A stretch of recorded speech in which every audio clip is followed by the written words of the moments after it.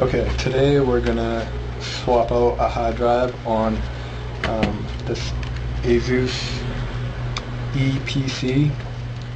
I'll list the model number. I'm not sure what the model number is, and it doesn't have any stickers on it. So this will also show you how to replace the keyboard and the memory and the Wi-Fi card if necessary. So you always want to start out by removing the battery. Anytime you're working on a laptop, you don't want any current going through there. Alright, on this particular laptop, there are no screws underneath the battery casing. You're going to remove 4 screws. 1, 2, 3, 4.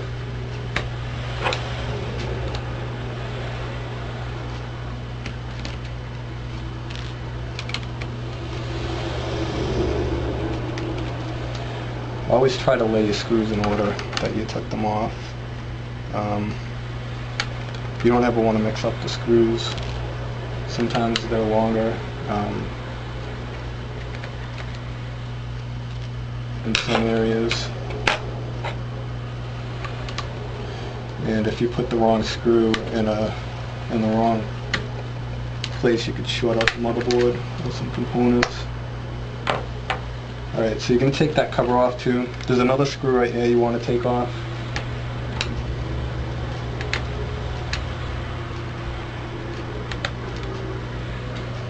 I don't know if you saw that, but the screw is right there in the bottom right hand corner. So that's pretty much it for that. There are no screws under the bumpers. Now what you're going to do is, there's 4 little latches at the top of the keyboard, and you're not going to be able to see these, but trust me, they're there. There's one here, one right here, one right here, and one right here, and they're actually spring based. So what you're going to want to do is take a screwdriver and carefully go in there. You don't want to scratch up the plastic, but you want to start from the left. And then try to get your finger underneath the corner, and it's going to make it easier because as you go along, it's going to come up. You push them in. Like I said, they're spring loaded. And that's pretty much it right there. Just to make it easier on yourself, you should just pop this keyboard off. There's 2 clips right here. If you've ever taken a laptop apart before, it's generally the same. They have like pretty much 2 different ways of doing it. There's a clip that flap that folds over on some of them, but most of them there's 2 clips on the side that you push out to release the ribbon. You have 4 screws, I think, on this. 1, 2, 3, 4 screws that you're gonna have to remove before you can take this top piece off.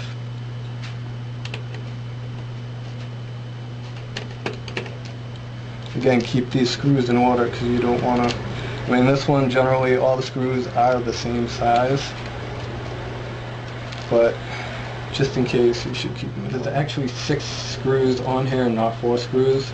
One's hidden under a piece of yellow tape, as you can see right there. The other one is in this corner here, this far right bottom corner. So you're going to want to make sure you get those out, or else you're not going to be able to get this off.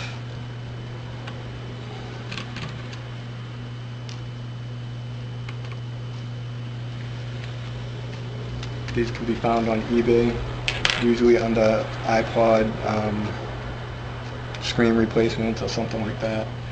It's just a standard plastic pry tool. It stops you from making any scratch marks on this, especially this piano black. It's really scratched easily.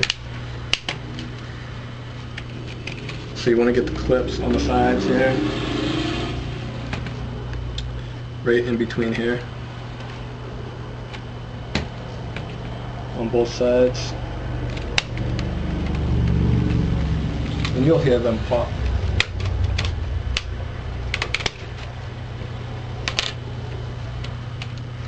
Now be careful here. Excuse me. There's a ribbon right here.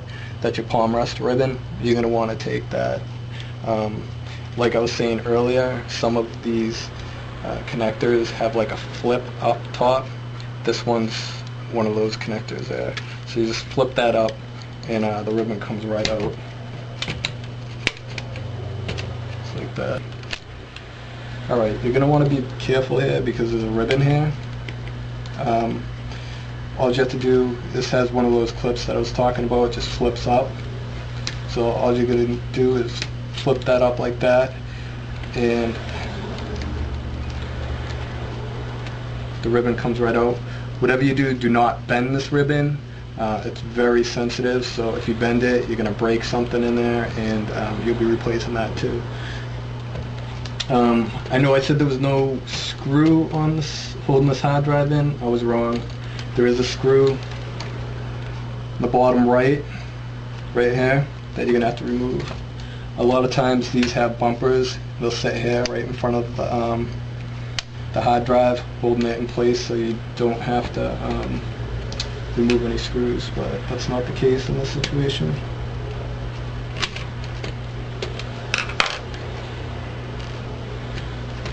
Once that screws out, that pulls forward like that, and this comes out. One thing that you're going to have to do when you do replace the hard drive is remove these 4 screws, because you want this hard drive cage. You're going to need that to put that back in there. If you did have to replace the Wi-Fi, the card's right here, requires you to take 1 screw out. And that's pretty much it. Everything goes back together in reverse order. If you have any questions, post below, and I will do my best to answer.